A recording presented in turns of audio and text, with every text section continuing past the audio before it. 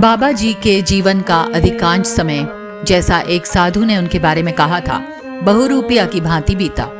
आश्रमों और भक्तों के गृहों के बंद द्वार भी उनको भाग निकलने से नहीं रोक सकते थे। उनके अंदर का बहुरूपिया उन्हें सदैव भागने पर विवश किए रहता था। जून 1971 में कैंची आश्रम में दिन के करीब 3 बजे भोजन उपरांत वे अपने कमरे में विश्राम कर रहे थे। एकाएक वे अपने कमरे से बनियान और धोती पहने ही निकल पड़े। उस समय उनको देखकर सभी को आश्चर्य हुआ, वे भी इस वेश में।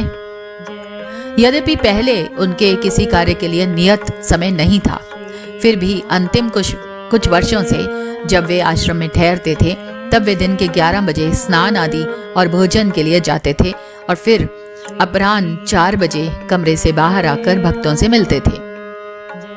उनके इस क्रम से लोग परिचित हो गए थे। फिर वे जब भी लोगों से मिलने आते थे, बिना कंबल ओढ़े हुए नहीं आते थे। मैं बाहर ही कुछ लोगों के साथ खड़ा था। उन्होंने मेरा हाथ पकड़ा और चलने को कहा। लोग देखते ही रह गए। हमने पुल पार किया और सड़क पर आ गए। उनको आया देखकर कई लोग आ गए और चरण स्पर्श करने लगे, किंतु बाबा जी ने उन्हें हाथ से संकेत से चले जाने को कहा। वे चुप रहे। कुछ दूर चले आने के बाद उन्होंने मुझसे धीरे से कहा, दादा, क्या तुम बद्रीनाथ गए हो?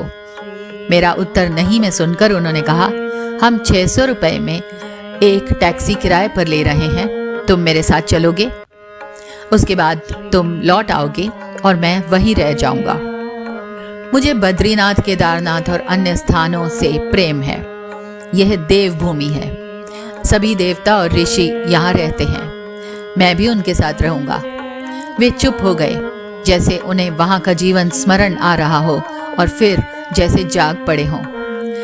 मेरी ओर देखते हुए बोले, किसी से इस बारे में बताना नहीं, बिल्कुल नहीं, किसी को पता ना चले। इससे हम उनके मन में चलने वाले विचारों के बारे में कल्पना कर सकते हैं। उनका वास्तविक स्वभाव स्वतंत्र था। वे आश्रमों और भक्तों के घरों में अपनी दयावश ही उनको सेवा का अवसर प्रदान करने के लिए अपने को सीमित कर लिया करते थे। उनके समाधि लेने के पश्चात देवरा बाबा अपने भक्तों से कई अवसरों पर उनके बारे में बातें किया करते थे। उन्होंने कहा, वे स्वतंत्र हैं, मुक्त आत्मा है, वे बंद कर कैसे रह सकते हैं? बाद में उन्होंने कहा, बाबा जी के भक्तों ने उनके लिए एक घेरा बनाया है, ये सोचकर कि वे उससे इस तरह आबद्ध हो जाएंगे। ये कैसे संभव हो सकता था? हो सकता है यदि इस प्रकार का घेरा ना बनाया गया होता तो कदाचित वे कुछ अधिक दिन रहते। बाबा जी के इस कथन में कि उन्हें भक्तों के दर्शन देने के लिए धकेल दिया जाता है, सत्यता है। कैंची में कुछ सप्ताह के लिए ठहरने के अंतिम दिनों जो कुछ हुआ, उससे उनके कथन की यथार्थता सिद्ध हुई।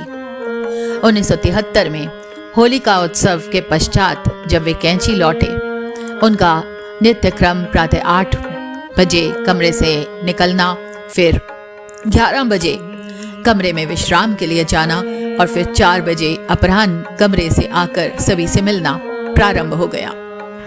कुछ ही दिनों में यह स्पष्ट होने लगा कि बाबा जी का आश्रम जीवन के नित्य के कार्यक्रमों से इतना उचाट गया था कि वह अब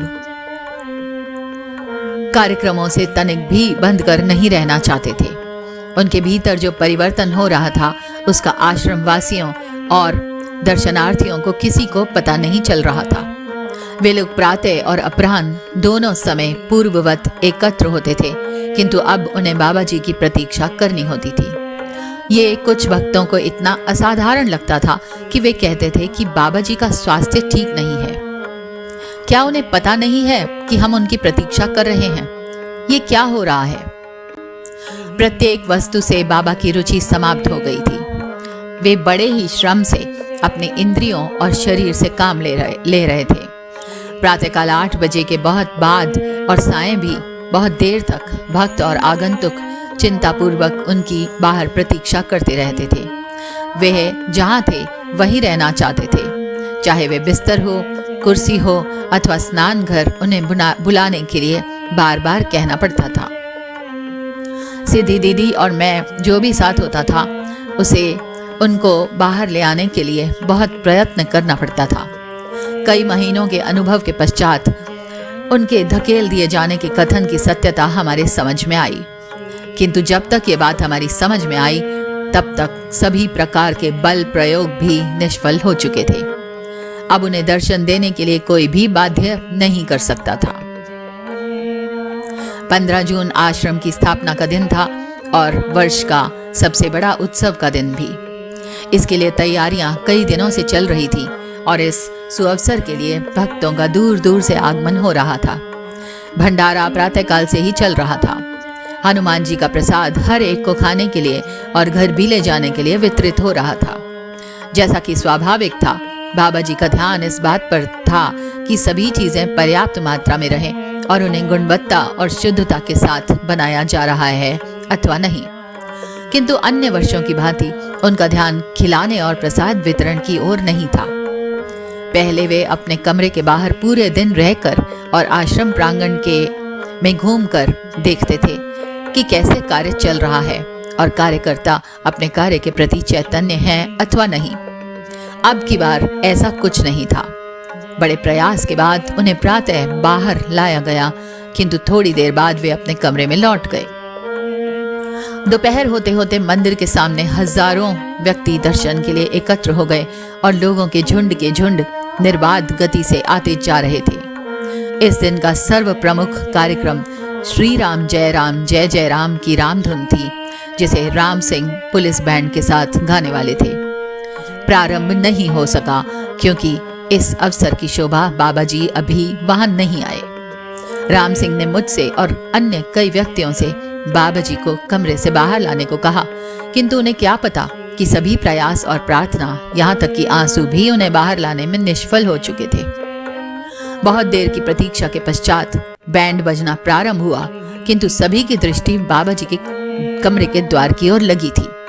ये आशा थी कि बाबा जी निकलेंगे और मैं अपना आखिरी प्रयत्न करने बाबा जी के कमरे में गया, किंतु मुझे कमरे में तब तक रहना पड़ा जब तक कि संगीत का कार्यक्रम समाप्त नहीं हो गया। मैंने बाबा जी को तालियां बजाते और राम राम गाते हुए कमरे में नाचते हुए पाया। मैं उन्हें देखकर अपना काम जिसके लिए मैं आया था भूल गया। उनकी धोती गिर पड़ी थी। उन्हें किसी बात की सुध नहीं थी। मैंने उनकी धोती उठाई और मुझे याद ही नहीं कि ऐसा कितनी देर तक चलता रहा, किंतु जैसे ही बैंड बजना बंद हुआ, यह समाप्त हुआ। कुछ माताएं भी कमरे में आ गई थीं, किंतु वे चुपचाप इस असाधारण घटना को देख रही थी। बाबा जी आश्रम में बहुत नहीं रहा करते थे, किंतु इस दिन वे भक्तों की आशाएं पूर्ण करने, उन्हें दर्शन देने, उनके साथ बैठने का सुअवसर देने के लिए अवश्य आ जाते थे। कुछ देर बाद वे थोड़े समय के लिए बाहर आए। बहुत से लोग चले गए थे, फिर भी बहुत से रुके लोग थे जिन्होंने उनके दर्शन की आशा नहीं छोड़ी थी। कोई इस बात की कल्पना नहीं कर सकता था कि बाबा जी का अंतिम दर्शन इस उत्सव के दिन होगा।